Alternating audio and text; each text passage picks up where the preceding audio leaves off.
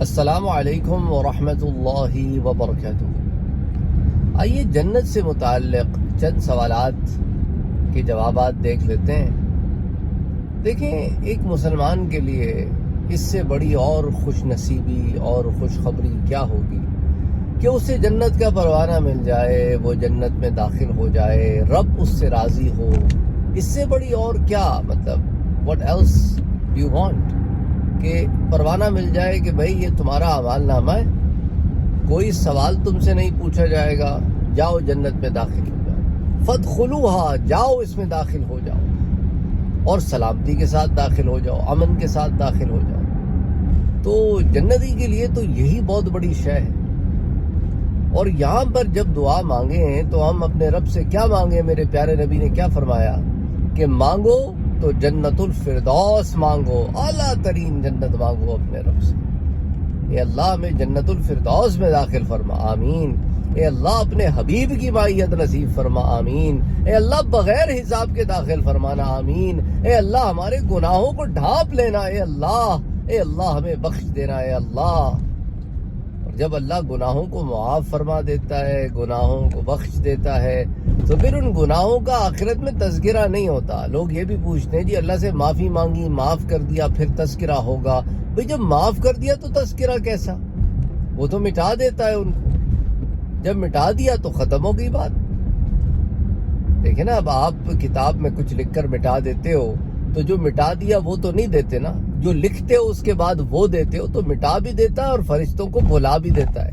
یہ میرے رب کی شان ہے۔ اب آ جائیں اس سوال کی طرف۔ یہ پوری ایک تمہید میں نے اس لیے باندھی کہ بات سمجھ میں آ جائے، طرف پتہ تو چلے نا جنت ہے کیا۔ تو اب سوال یہ پیدا ہوتا ہے کہ بھئی ایک آدمی ہے، اس کی ایک بیوی ہے، بیوی ہے جہنم میں، شوہر صاحب ہیں جنت میں۔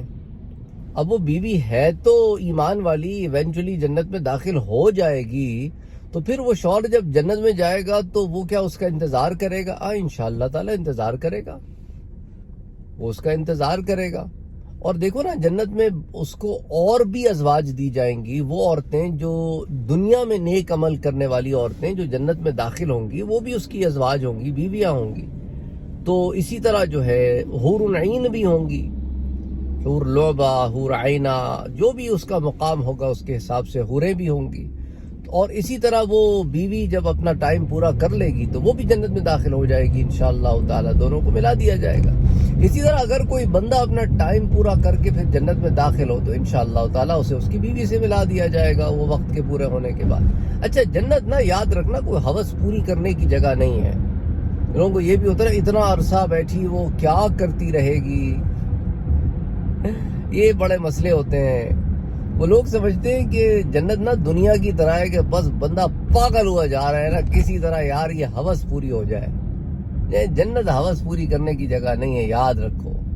جنت پاک جگہ ہے، وہاں پر محبت بھی پاک ہے، صحبتیں بھی پاک ہیں، خلوص ہے۔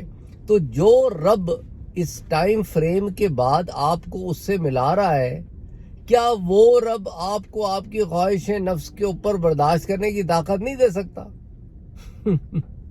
کمال کرتے ہیں نا لوگ، وہ سمجھتے ہیں کہ اسی نفس امارہ کے ساتھ ہم جنت میں جائیں گے۔ نا، جنت میں تو تم نفس مطمئنہ کے ساتھ انشاءاللہ داخل ہوگے، اس میں تمہارا رب پتہ ہے کیا فرماتا ہے؟ یا ایتھا النفس المطمئنہ ارجعی الی ربک راضیۃ مرضیہ فادخلی فی عبادی وادخلی جنتی۔ جب نفس مطمئنہ جنت میں داخل ہوگی پھر وہ ان چیزوں میں فوگ نہیں ہوگا اس کا دماغ۔ وہ سب سے بڑی نعمت جو رب کا دیدار ہے اس کے اوپر نظر ہوگی ایمان والوں کی۔ اچھا، اب دوسرا سوال اس سے یہ پیدا ہوتا ہے، میں 2-4 سوال لے رہا ہوں میں ایک ہی ساتھ، پھر کئی ویڈیوز بنانی نہ پڑے۔ تو بھائی پھر میری امپورٹنس کیا ہوگی جنت میں؟ یہ امپورٹنس کے مارے لوگ بھائی سمجھ نہیں آتا مجھے، او یار تسی جنت وچ پہنچ گئے ہو اور کیا امپورٹنس چاہیے؟ جنت میں پہنچ گئے ہو تو جنت میں جب پہنچ گئے ہو تو اور کیا امپورٹنس آپ کو اور چاہیے؟ اور کیا چیز چاہتے ہیں آپ؟ جنت میں پہنچنا کوئی چھوٹی چیز ہے؟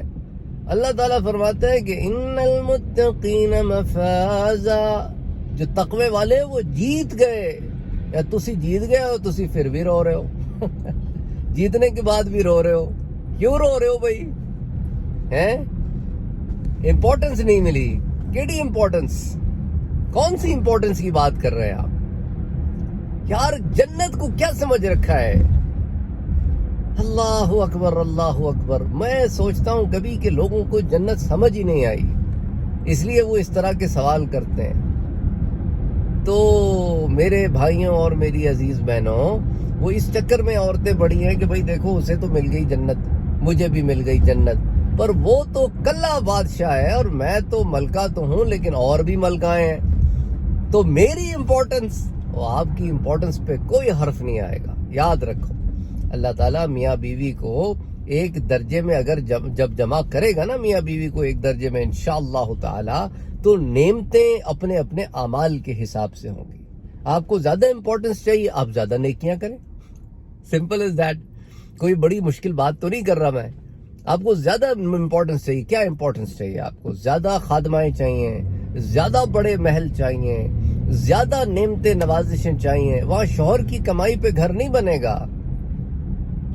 آپ اپنے محل خود بنا سکتی ہیں. بنائیں اپنے محل، جتنے چاہے محل بنائیں. جتنے میں نے آپ لوگوں کو دروس دیے ہیں جنت میں گھر بنانے کے، محل بنانے کے، نعمتوں کے، کوئی کئی 100 ویڈیوز دی ہیں میں نے آپ کو جنت سے متعلق. اسی لیے دی ہیں کہ جنت سمجھ میں آ جائے کہ ہے کیا.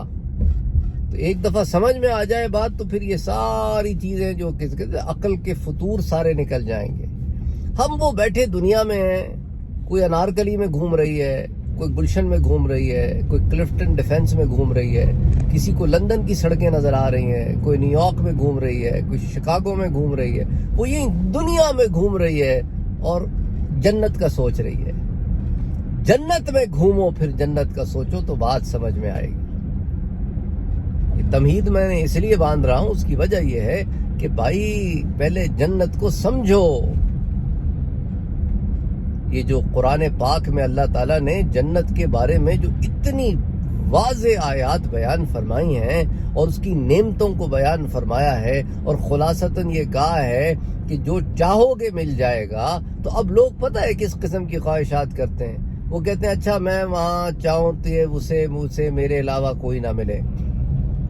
یہ تو آپ دوسرے کے حق پہ ڈاکہ مار رہے ہو. اپنے بارے میں خواہش کرو، دوسرے کے پتے نہ کاٹو. وہ دنیا والی سوچ ہے. میں وہی اس لیے بار بار کہتا ہوں انہیں جنت سمجھ ہی نہیں پڑی. انہیں جنت سمجھ آ جاتی تو پھر یہ اس طرح کی باتیں نہیں کرتے کہ مجھے فلاں، اچھا وہ فلاں لڑکی وہ کالج میں ملی تھی، اب تو وہ کسی اور کی بیوی بن گئی نا، لیکن مجھے جنت میں اگر مل جائے. کیوں ملے گی بھائی؟ وہ کسی اور کی بیوی ہے، تمہیں کیوں ملے گی؟ تم کس کھاتے میں آئے ہو؟ تم تو پہلے بات کرتے تھے، وہ گناہ تھا اس سے. تم نے اس کی خواہش دل میں پال کے رکھی، وہ بھی غلط کام کیا. تم اتنے عرصے سے جو اس کی خواہش پال کے رکھ رہے ہو، تو تبھی تو کہہ رہے ہو نا کہ جنت میں بھی مل جائے مجھے. کیوں ملے بھائی؟ آپ کو کیوں ملے؟ یہ لوگ سمجھتے ہی نہیں ہیں. بس دوسروں کے پتے ادھر بھی کاٹنے ادھر بھی کاٹنے، بس میرا الو سیدھا ہو، دوسرا جائے کھڈے میں. یہ تھاٹ ہے. اور کہتے ہیں جی جنت میں بھی جانا ہے. وہ سر جی یہ دماغ سے جنت میں نہیں جانا، جنت میں پازیٹیوٹی سے جانا ہے. وہاں پہ لوگوں کے دل ایک دوسرے سے کٹے نہیں ہوں گے، جڑے ہوں گے، ملے ہوں گے. یہی کہتا ہوں بار بار، قرآن میں پڑھتے ہیں نا جنت کی آیات، نہیں پڑھتے تو بابا وہ دروس سنو جن میں جنت بیان کی گئی ہے، اس کی زندگی، اس کی حیات بیان کی ہے کہ کیسی ہے. پھر یہ باتیں آپ کو خود سمجھ میں آ جائیں گی انشاءاللہ تعالی. دیکھو اپنا اور اپنوں کا خیال رکھو، میری باتوں کا برا نہ منانا.